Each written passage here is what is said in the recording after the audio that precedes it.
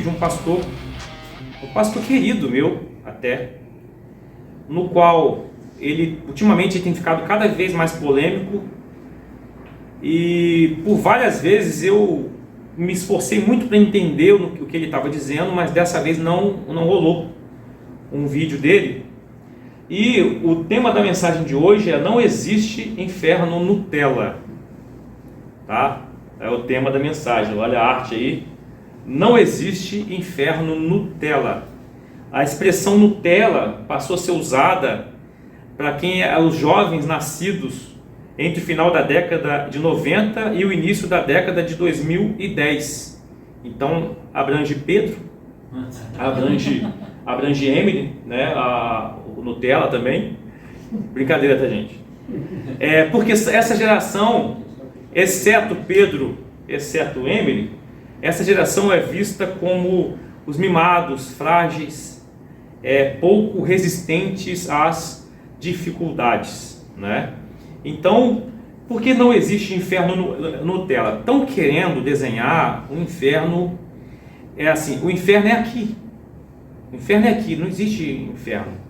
O que Jesus falou é inferno aqui. Ou o inferno é uma crise existencial. Está sendo ensinado isso hoje. Mas vamos ao texto base, antes da gente desenvolver a mensagem. O texto base está lá em Marcos 9. Vocês estão enxergando bem aí? Onde está roxinho, tudo que nunca se marque de vermelho ou de roxo, nunca destaque algo, porque quando vai fazer a projeção, fica ruim. É mão, o segundo é pé e o terceiro são olhos, tá? Onde está esse roxinho, talvez vocês não vão conseguir enxergar. Olha o que Jesus disse: se alguém fizer tropeçar um destes pequeninos que creem em mim, seria melhor que para esse uma grande pedra de moinho fosse pendurada ao seu pescoço e ele fosse jogado no mar. E se a sua mão leva você a tropeçar, corte-a, pois é melhor entrar aleijado na vida do que tendo as duas mãos e ir para o inferno, para o fogo que nunca se apaga, onde não lhes morre o verme, nem o fogo se apaga. E se o seu pé leva você a tropeçar, corte-o, pois é melhor você entrar na vida aleijado do que tendo os dois pés ser lançado no inferno, onde não lhe morre o verme, nem o fogo se apaga. E se um dos seus olhos levar você a tropeçar, arranque-o, pois é melhor você entrar no reino de Deus com um olho só, do que tendo os dois e ser lançado no inferno, onde não lhes morre o verme, nem o fogo se apaga. Porque cada um será salgado com fogo. Esse cada um aí, entre parênteses, acréscimo meu, que não amputar a parte que faz pecar, né? Cada um está no contexto, o cada um que não fizer um esforço de tratar a sua vida, né? Para se adequar aos ensinamentos do Senhor, para obedecê-lo, será salgado com fogo. O sal é bom, mas se o sal vier a se tornar insípido, ou seja, sem sabor, como lhe restaurar o sabor? Impossível, né? Tenham sal em vocês mesmos e paz uns com os outros. Vamos lá, esse texto aí eu marquei de amarelo, né? Corte as mãos, corte a mão, corte o pé, arranque o olho. É um sentido figurado, obviamente, para mostrar que para entrar no reino de Deus, você é salvo pelo Senhor, você é chamado à salvação, decisões radicais devem ser tomadas de arrependimento. É isso que ele está ensinando. Decisões radicais, e não literalmente. Existe um teólogo na história da igreja, que agora me falhou a memória, o nome dele, que ele cortou o órgão sexual dele, porque ele entendeu que era o órgão sexual que o fazia pecar. Aí continuou pecando sem o órgão sexual, né? Que azar, ele cortou literalmente. Eu marquei de verde aí, entrar aleijado na vida, uma figura de linguagem de acessar o reino de Deus, acessar a salvação, entrar na vida aleijado, o segundo de verdinho, Entrar no reino de Deus. É o terceiro verdinho aí. E de azul está marcado aí, ó. Ir para o inferno, para o fogo que não se apaga. O primeiro azul. O segundo azul, ser lançado no inferno. E o terceiro azulzinho aí, destacado, é tendo os dois, né, os dois olhos e ser lançado no inferno. Está de azul. Vejamos bem, por que esse texto está aqui? Faz parte que a gente ia passar na série, a gente ia chegar no 9. Certo, esse pastor, ele gravou uma live com um ateu, um admirado, um ateu que o admirava muito. Há um ano atrás ele fez essa live. E esse admirador, um professor conceituado também, fez a seguinte pergunta para esse pastor. Eu vi o vídeo e digitei aqui, tá? Eu digitei o vídeo aqui.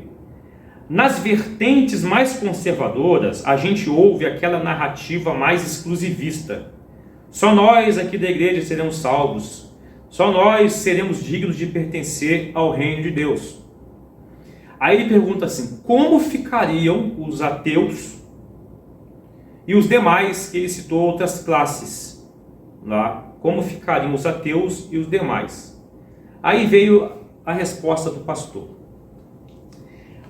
Ele disse claramente isso aqui. A graça, por definição, é a dádiva concedida por Deus sem concurso do mérito humano. Ótimo. Perfeito. A salvação não está nas mãos do ser humano que é salvo, mas do Deus que salva. Excelente. E jamais o ser humano teria a capacidade de atender um critério que o qualifique para a salvação. Ótimo. Perfeito. Senão o próprio Deus é quem concede por graça.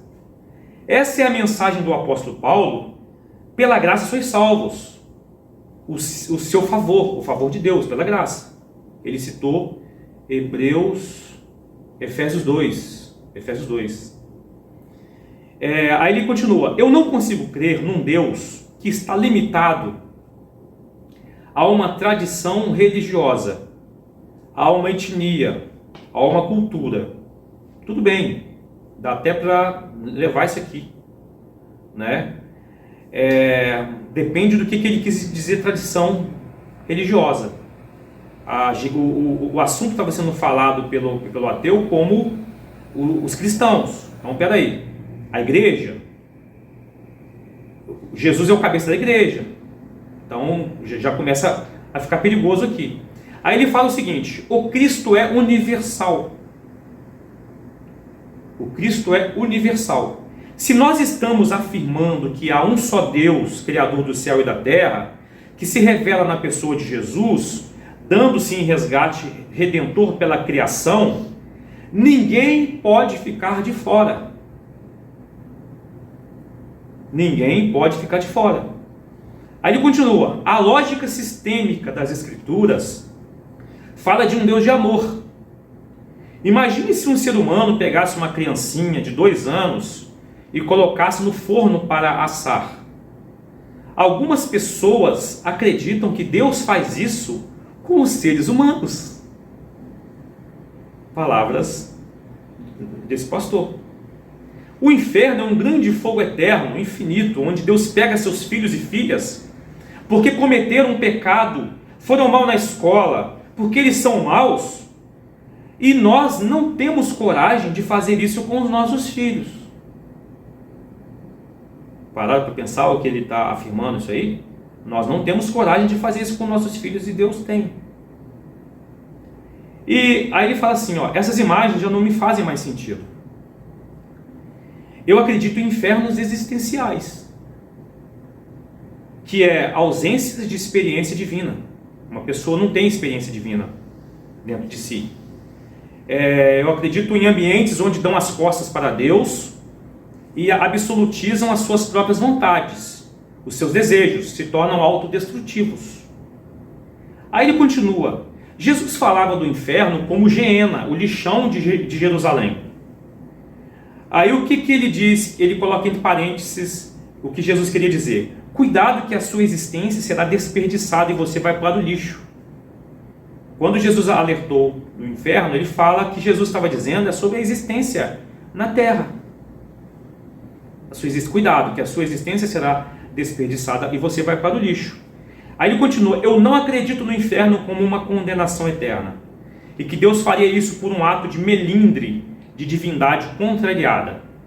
Em outras palavras dele, Deus fica de malzinho com as pessoas que pecam, e aí ele fica contrariado e vai colocar no forno essas pessoas. Esse Deus não fala comigo. Eu não acredito que foi o Deus eu não acredito que foi o Deus que Jesus Cristo revelou como Pai dele e nosso. E assim aí termina essa conversa. E quando eu ouvi isso, já tem um mês mais ou menos, e aquilo ficou na minha cabeça de tristeza, de ouvir esse pastor, no qual eu tanto admiro, chegar a esse ponto. E o que a gente pode trabalhar na questão dessa fala desse pastor? Ele começa acertando perfeitamente. Não há mérito humano, a graça de Deus, a qualificação está em Jesus, é por graça. Ele cita um texto de Paulo: pela graça sois salvos. Excelente. Aí quando ele fala que o Cristo é universal, se você tiver uma visão arminiana, o Cristo é universal porque Deus amou o mundo de tal maneira que deu o seu Filho para que todo aquele que nele cresça. O Cristo é universal para todo mundo conhecer, né?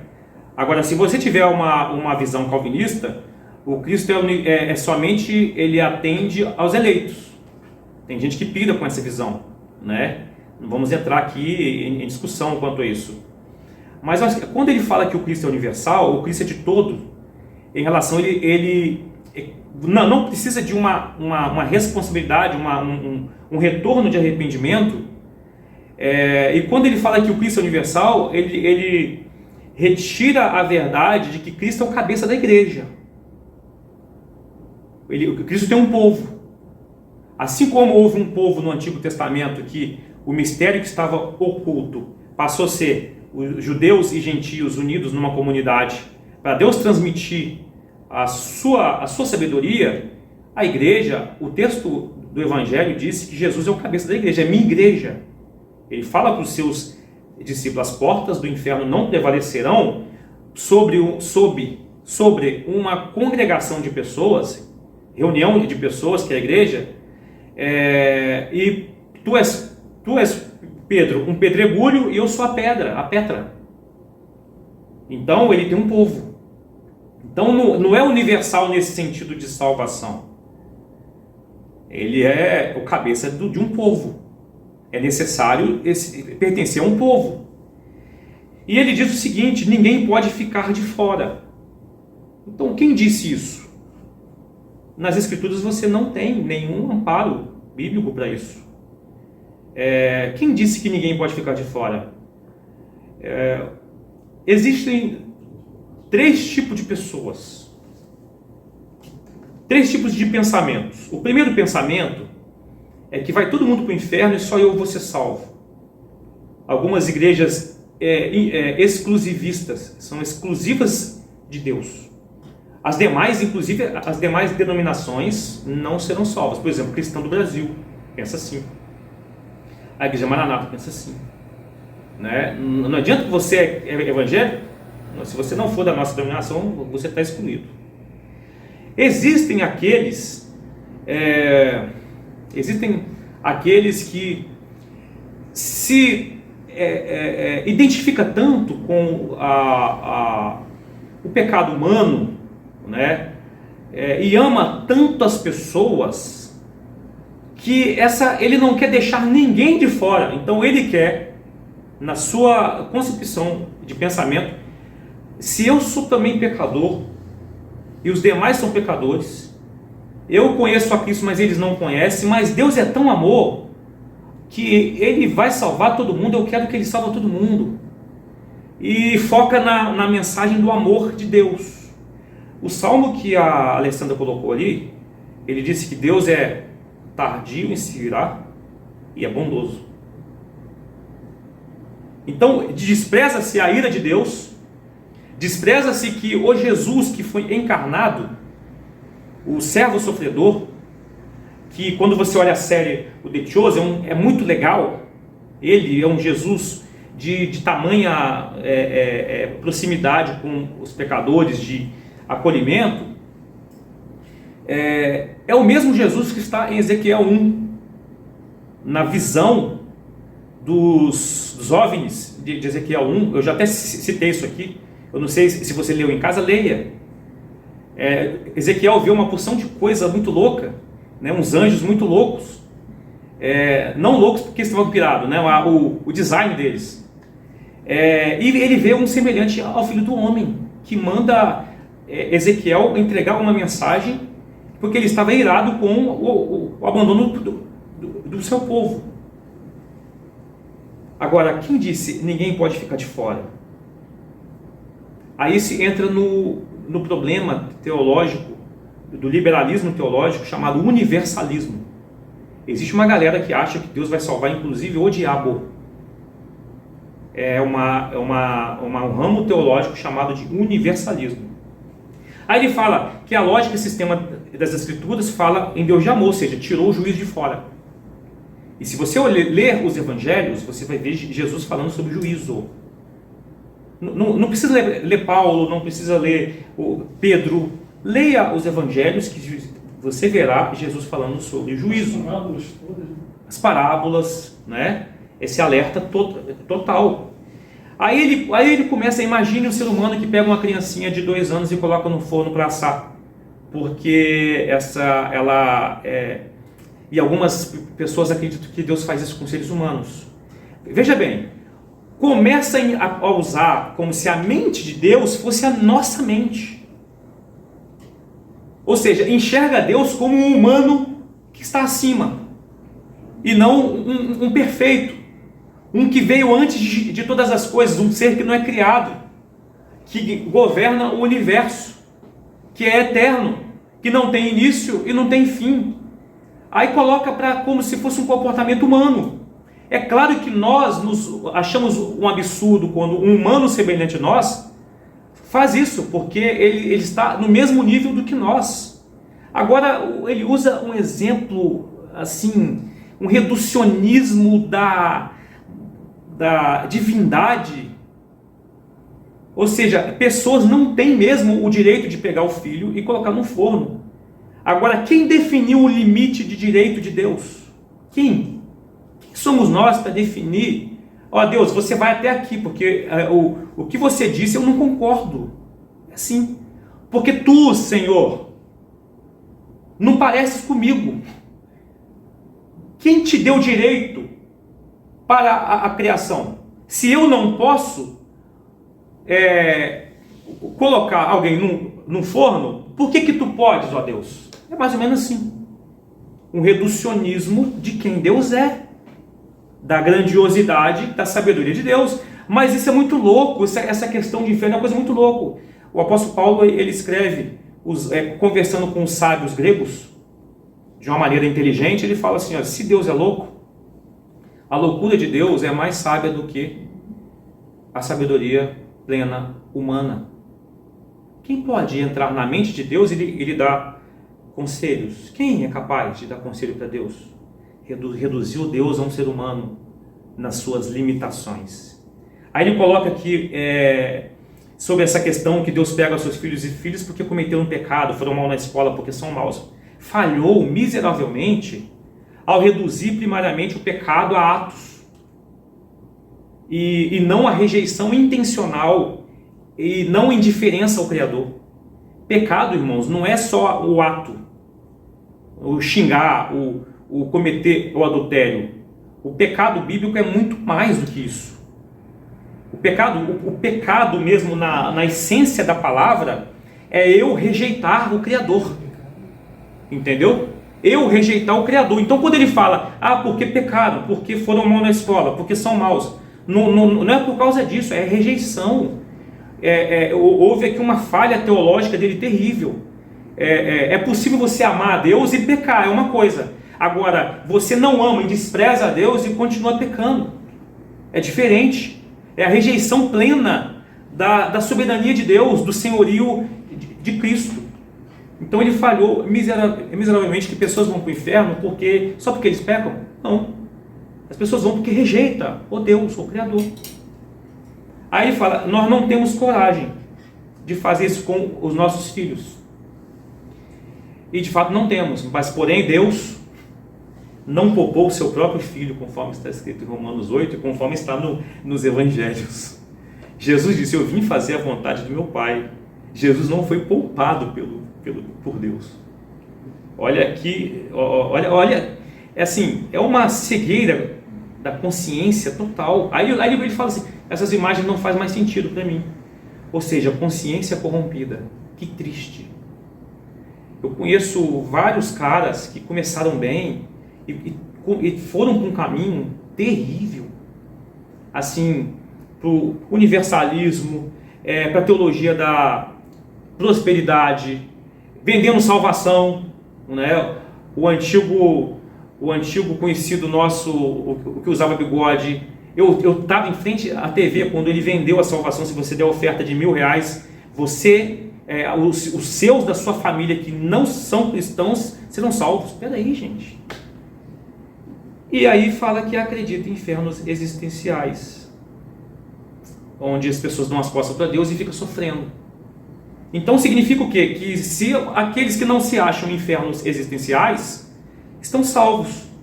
A boa notícia não é mais crer em Jesus como seu substituto do juízo de Deus. Não. Cabe todo mundo. Não precisa então pregar arrependei-vos. Não precisa. Pois não precisava. Ou então, assim, Jesus morreu e acabou. Você não precisa de levar nenhuma mensagem de arrependimento, né? De conversão. Ou seja, siga a vida que ninguém ficará de fora. Anulou a existência da igreja, de um povo de Deus separado, do povo santo, que Jesus falou que seria dele esse povo. Anulou a necessidade de pregar o evangelho, arrependei-vos. Ou seja, essa mensagem não será mais interessante. Por quê? Cabe todo mundo. O que Jesus disse na véspera dele subir? Ide por todo mundo, pregai o evangelho a toda criatura. Quem crer e for batizado será salvo. Quem não crer será condenado. Anulou tudo isso.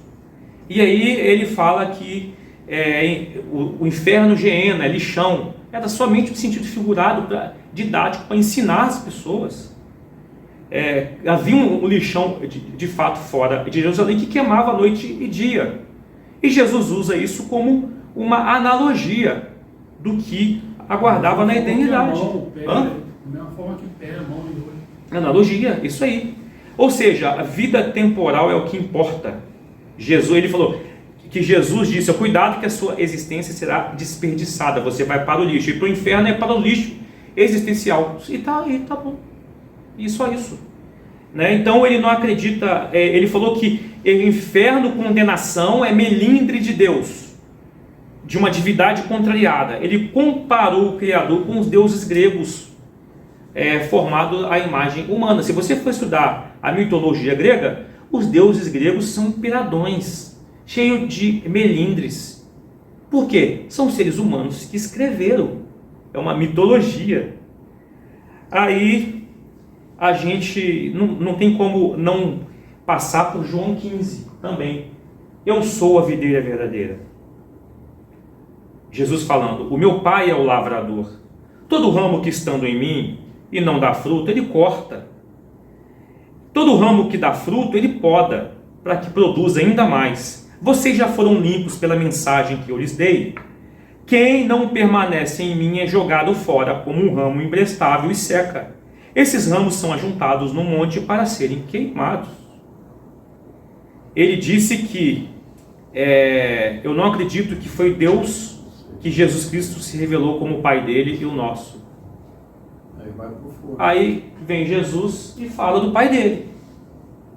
Eu sou a videira, para os ramos ficarem ligados em mim, meu Pai vai podar. Vai podar ou vai cortar. Podar está ótimo, a gente vai produzir. Agora vai cortar. Lembra que ele falou, eu não acredito, Esse Deus não fala comigo e eu não acredito que foi Deus que Jesus Cristo revelou como Pai dele e nosso. Jesus, olha o Pai que Jesus mostrou. Gente, é só ter o Evangelho na mão. Então, o assunto se encerrou com o ateu super satisfeito. O ateu, um sorriso assim, uma tranquilidade de paz, fora de sério. E o assunto se encerrou sem o alerta da necessidade de arrependimento daquele homem. Perdeu uma oportunidade de falar de arrependimento para aquele homem, porque aquele homem é ateu. Olha só, gente, que loucura. O cara é ateu, mas ele quer fazer parte do reino de Deus. Porque ele citou, eu estou fora? Eu não creio, mas eu estou fora? Então, ele não crê e está dentro. Isso é bizarro. É algo espiritual terrível. O ateu não ficou constrangido, o ateu não ficou triste. Evangelho, irmãos, as pessoas ficam tristes, ficam constrangidas. E evangelho de verdade, as pessoas ficam com raiva de você. Por que Jesus falou, eu estou enviando vocês como ovelhas no meio de lobos? Porque a mensagem de Jesus é essa. A mensagem de Jesus é arrependa-se. Porque o Pai corta. Existe a vida, existe o inferno, existe condenação. Mas o ateu ficou super feliz e fanzaço do pastor. O vídeo termina com a serenidade. Que pena daquele homem também. Que pena do ateu. Que ele não recebeu uma mensagem de necessidade de arrependimento. Está dentro. Não creio, mas eu estou dentro. Aí Lucas 18 fala que Jesus encontrou um príncipe rico. E o príncipe fala assim, bom mestre, o que farei para herdar a vida eterna? E Jesus sabe, tu sabes os mandamentos. Aí cita lá para eles. E ele fala, eu observei todas essas coisas. Aí Jesus vira e fala, falta-te mais uma coisa. Vai lá na ferida da idolatria do coração. Venda tudo que tens, reparte com os pobres e terá um tesouro no céu. Vem e siga-me. Mas ouvindo ele isso, ficou muito triste. Eu coloquei, ouvindo ele isso, ficou muito triste, porque ele era muito rico. E vendo Jesus que ele ficara muito triste, disse, quão dificilmente entrarão no reino de Deus os que têm riquezas. O ateu não ficou triste. Esse pastor deixou o ateu feliz. E Jesus deixou o rico triste. É diferente. E quão dificilmente entrarão no reino de Deus os que têm riqueza. O céu não é para todos. O reino de Deus não é para todos, conforme foi dito por esse pastor. Riquezas, idolatria. Agora, a gente pode substituir quão dificilmente entrarão no reino de Deus os que, pontinho, que estão com o coração na idolatria a alguma coisa. Alguma coisa. Aí, Romanos 8, o pai não poupou o próprio filho. Vai poupar a mim e a você? Que diz que não crê no filho? Vai. Aí, Romanos 6, já que ele citou Paulo, eu cito Paulo aqui também.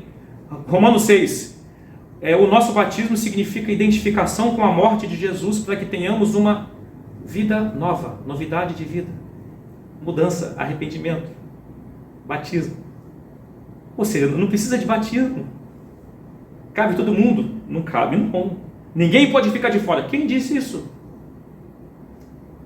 Aí você vê o perigo espiritual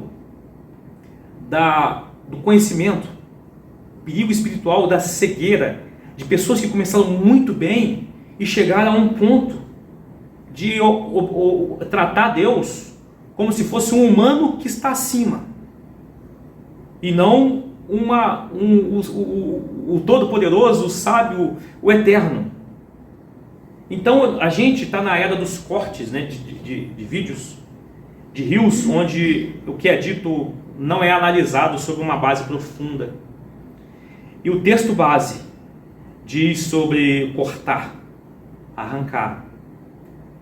É melhor entrar aleijado na vida do que inteiro não ter cortado e ir para o fogo do inferno que nunca se apaga. É melhor entrar sem um pé, sem os olhos, e do que ser lançado no inferno. É melhor entrar no reino, o terceiro verdinho, entrar no reino de Deus. E o texto no verso 49, aí diz, porque cada um, eu esqueci de apagar, que esse entre parênteses aí aparece no meu, que não amputar a parte que faz pecar será salgado com fogo.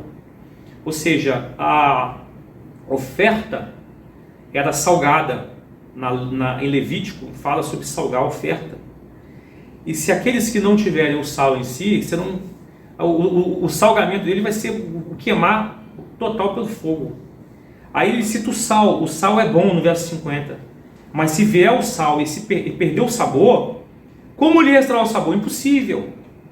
Então tenham o sal em vocês mesmos e paz uns com os outros. Ou seja, que a vida minha e a sua tenham um sabor ao ponto que as nossas relações com o mundo, as pessoas sintam Deus, a beleza de Deus, a grandeza de Deus, o favor de Deus. E aí nesse texto que está aqui a gente enxerga 4 coisas para encerrar. Nesse texto nós vemos graça, graça que nunca pode faltar. É a possibilidade de entrar na vida 2 vezes, no verdinho, e entrar no reino de Deus, lá no canto direito, entrar no reino de Deus, graça, graça salvadora. Nós vemos responsabilidade humana.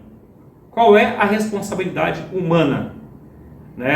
No arminianismo, responsabilidade humana, no arminianismo clássico, onde existe chamado sinergia, você participa junto na sua responsabilidade, está muito claro a responsabilidade humana. No calvinismo, existe uma responsabilidade humana, eles entendem assim, claro, obviamente, mas às vezes muita gente não vê como muito claro.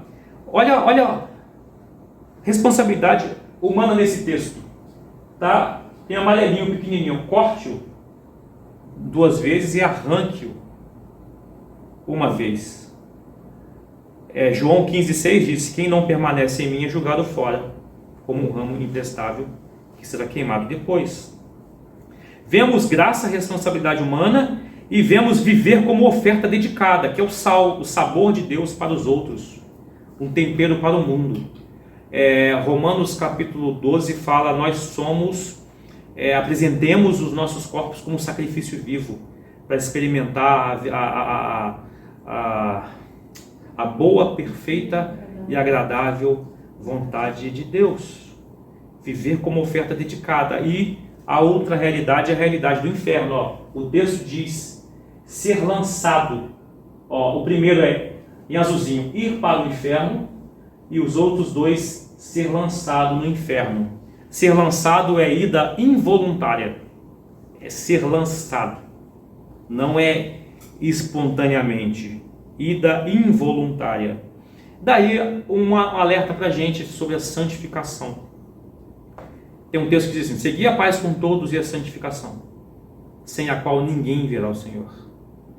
E estudando um pouquinho da história da igreja, alguém escreveu que no cristianismo moderno existe uma tensão entre a teologia reformada,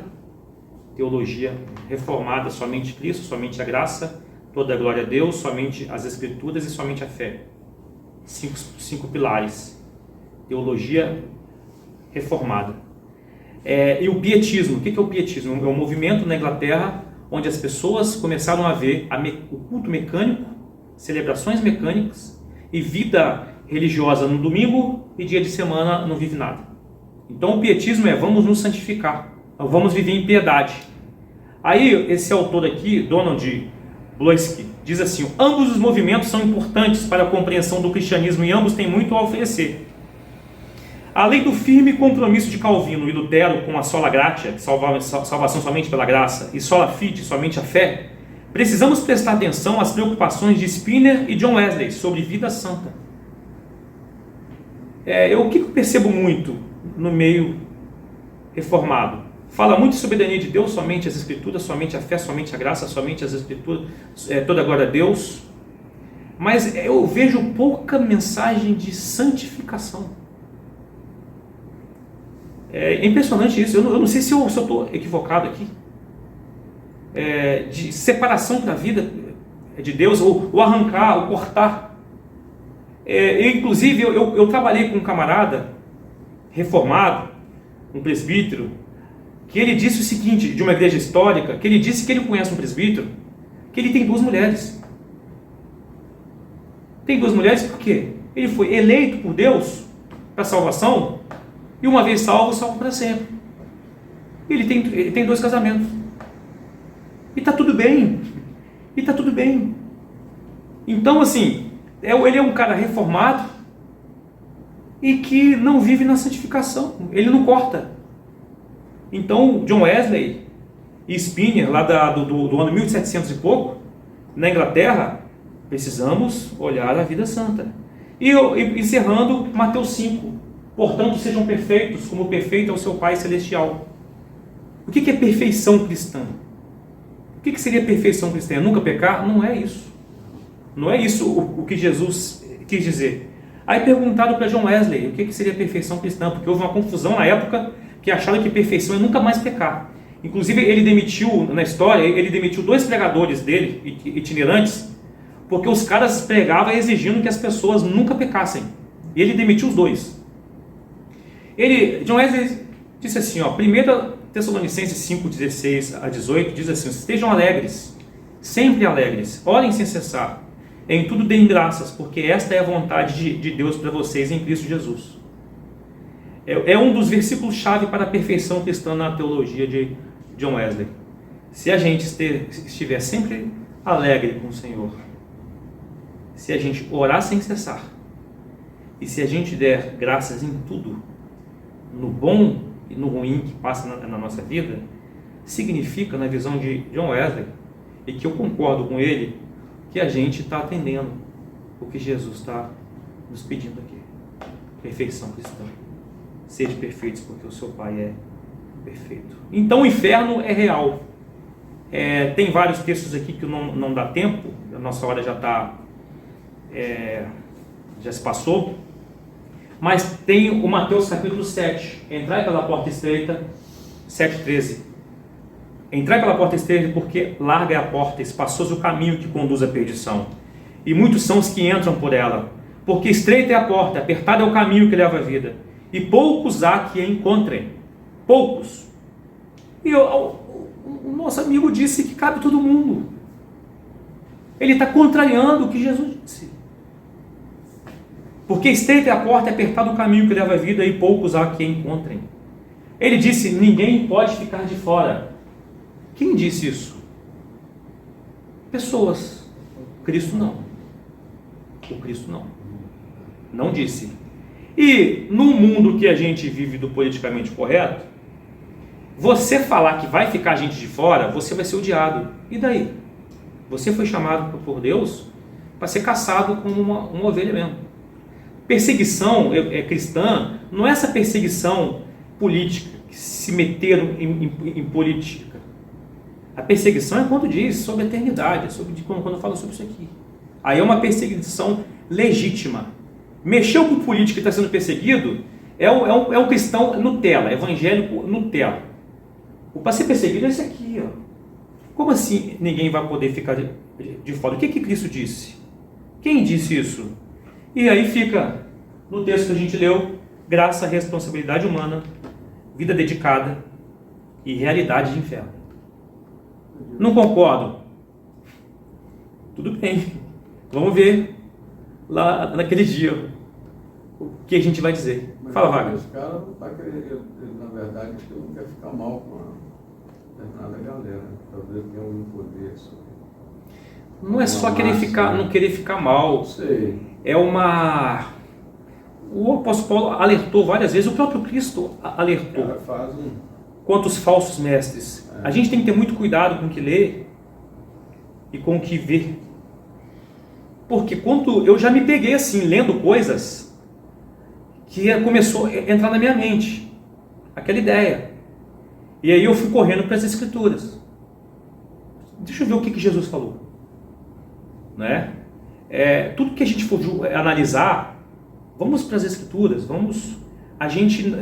os evangélicos, na sua grande maioria, não têm costume de abrir os evangelhos.